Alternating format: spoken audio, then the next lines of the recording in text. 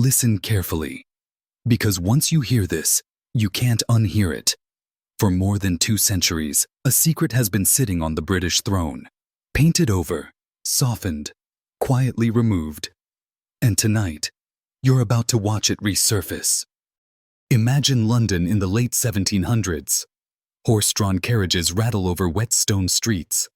Gas lamps flicker like nervous witnesses. Inside Buckingham House, not yet the palace you know today, a young queen steps into history. Her name is Charlotte. She is small in stature, sharp in intellect, fiercely intelligent, and married to the most powerful monarch in the world. But there is something about her that makes courtiers whisper and artists hesitate. Something they don't quite know how to capture. Something history would later try to forget. You've been taught that England's monarchy is a straight, unbroken line of white European royalty. Clean, simple, predictable. But history is rarely obedient. And the deeper you look at Queen Charlotte, the more the official story begins to crack. Look closely at her earliest portraits. Not the polished, softened versions reproduced in textbooks and palaces today, but the originals, painted when no one thought the future would be watching this closely. Her features are striking. A broader nose, fuller lips, a complexion darker than expected for a German-born princess. Artists at the time didn't flatter her. They documented her. And those images survived long enough to raise questions historians would later rush to silence. Then come the words. Not rumors. Not modern speculation. Eyewitness descriptions from her own era. Physicians, courtiers, diplomats. People with no reason to invent controversy. They described Queen Charlotte using a word that carried enormous weight in the 18th century. Mulatto, a term used then with brutal precision. It didn't mean ambiguous. It meant mixed African ancestry. Pause for a moment and let that sink in. A black queen on the throne of England at the height of the British Empire. This is where the story gets uncomfortable. Because once that possibility exists, everything else must be re-examined. And the trail leads south, far south, into Portugal, into the tangled bloodlines of European nobility, and into a forgotten royal woman named Madrigana. Madrigana lived in the 13th century. She was described in contemporary records as a Moorish noblewoman, African, North African, Muslim, who entered the Portuguese royal lineage. Her descendants married into European houses generation after generation, their African ancestry diluted by time, but never erased. Royal blood does not disappear. It travels. Queen Charlotte descended directly from that line. Historians know this. Genealogists have mapped it.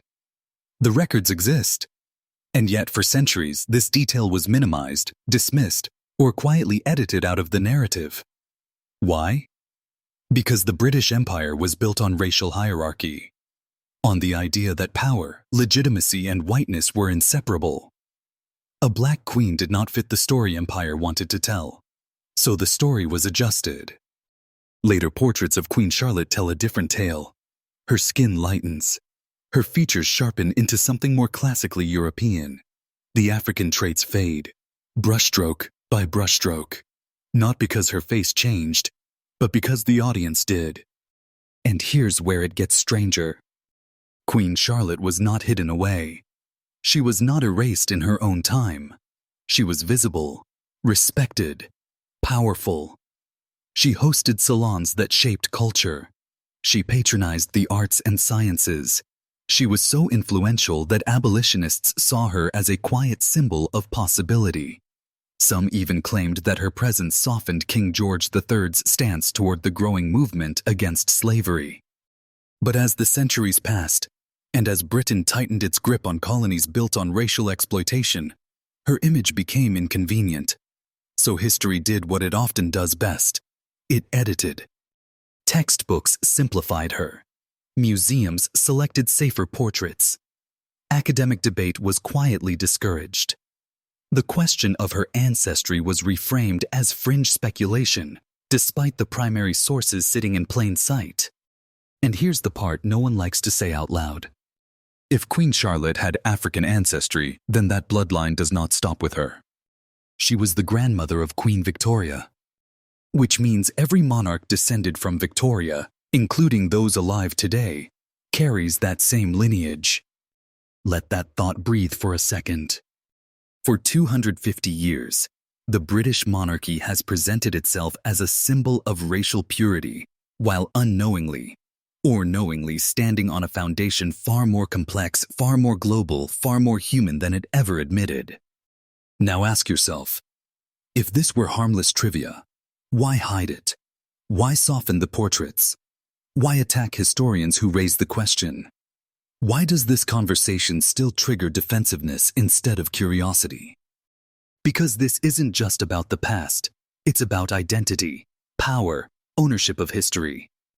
When people say, there was never a Black Queen of England, what they're really saying is, there was never room for that truth.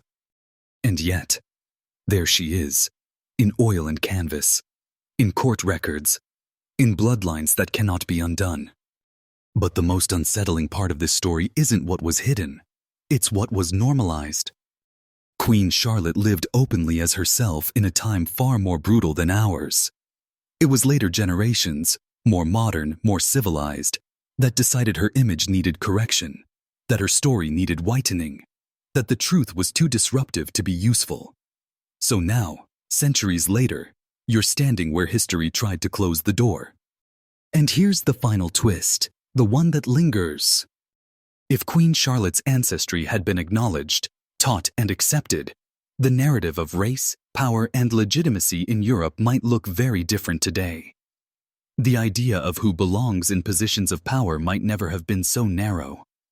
The lie might never have grown so large. Instead, the truth was buried, not because it was weak, but because it was powerful. And now that you've seen it, once you've looked at those portraits with new eyes, once you've followed the bloodline back through time, there's no going back to the simpler story. History didn't forget Queen Charlotte. It was taught to look away. And the question that remains isn't whether she was the last royal Black Queen of England. It's why the world was so afraid to remember her.